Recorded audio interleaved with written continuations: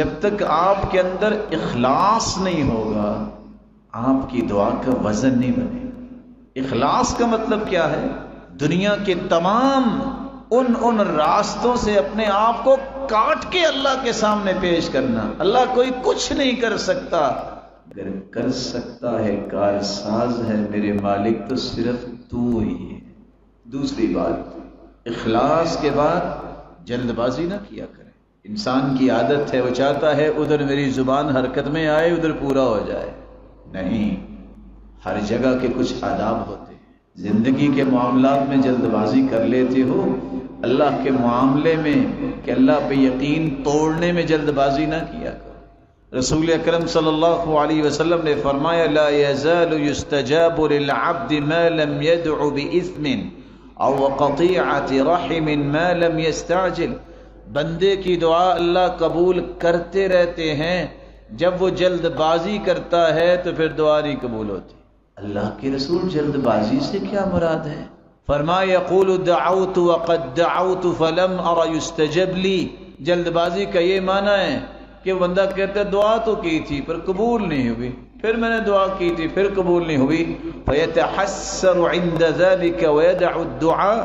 صحیح مسلم کی روایت ہے جب ایک دو مرتبہ دعا کرتا ہے قبولیت اسے نظر نہیں آتی، وہ تو اللہ کے لب میں قبول ہو چکی ہوگی، تو یہ حسرت کرتا ہے اور دعا کرنا ہی چھوڑ دیتا ہے۔ یہ سمجھ لو جو ایسا کرتا ہے وہ محروم ہو گیا۔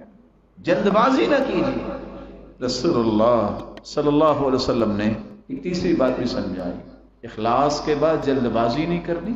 تیسرا، دل جمعی سے دعا کرنی۔ دل جمعی سے کیا مراد ہے؟ یہ دعا کا کوئی طریقہ نہیں ہے کہ ہاتھ اٹھے ہیں اور دیکھ رہے ہیں کہ مسجد میں پنکھے کتنے لگے ہیں، ہاتھ اٹھے اور دائیں بائیں دیکھ رہے ہیں اور دعا میں کہہ رہے ہیں یار برتن ادھر رکھ دو۔ تو دعا کا طریقہ کبھی کسی جسٹس کے سامنے بھی ایسی گفتگو کر کے دیکھے نا، کبھی کسی اور بڑے آفیسر کے سامنے بھی ایسے تصرفات کر کے دیکھو، وہ کمرے سے باہر بھی نکال دیتے۔ تم اللہ سے ہم کلام ہو رہے ہو، تمہیں سب کچھ چھوڑ دینا چاہیے، دل کو حاضر کر کے دعا کیجیے۔ یہ چوتھی بات بھی اللہ کے رسول نے سمجھائی، دعا کی قبولیت کے شکوے شکایتیں کرنے والوں کو یہ بات بھی بڑی توجہ رکھنی چاہیے، مجھے بھی اور آپ کو بھی۔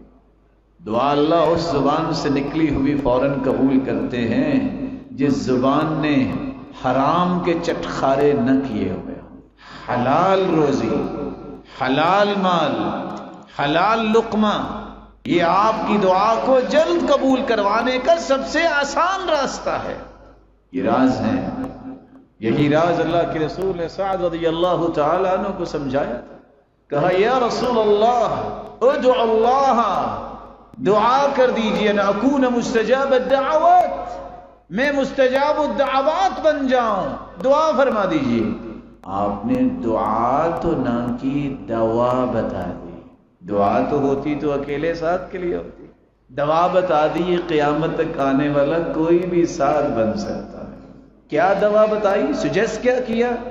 اطب مطعمک تکن مستجاب الدعوات، اپنے کھانے کو پاکیزہ اور حلال کر لو، جو بولو گے پوری ہو جائے گی۔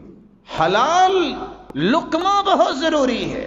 اخلاص کے بعد جلد بازی نہ کیجیے، حلال کا خیال کیجیے۔ اور ایک چوتھی بہت ضروری بات، اللہ کے رسول کا فرمان ہے جو تم دعائیں کرتے ہو درود نہیں پڑھتے، وہ دعا تو آسمان تک پہنچتی نہیں۔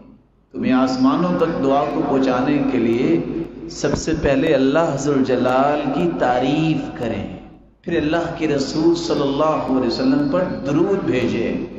وہ مسلمان کیسا ہے جس کو اللہ کے ذکر کے بعد اللہ کے رسول پر درود بھیجنا پسند نہیں؟ اس قدر اللہ کا احسان ہے جس نے اپنے پیغمبر کے ذریعے سکھایا کہ درود کثرت سے پڑھو گے تو اللہ زندگی کے سارے غم بھی دور کر دے گی اور سارے گناہ بھی معاف کر دے گی۔ یہ چار پلرز ہیں انسان کی دعا کی قبولیت کے: اخلاص، یقین، حلال توشہ، دعا میں رب کی تعریف کے بعد اس کے محبوب پر درود بھیجنا، تب جا کے دعا کی ایک بلڈنگ تیار ہوتی ہے، جس بلڈنگ کو دنیا کی کوئی طاقت گراتی نہیں ہے، اللہ اس کی تعریف ہی کرتا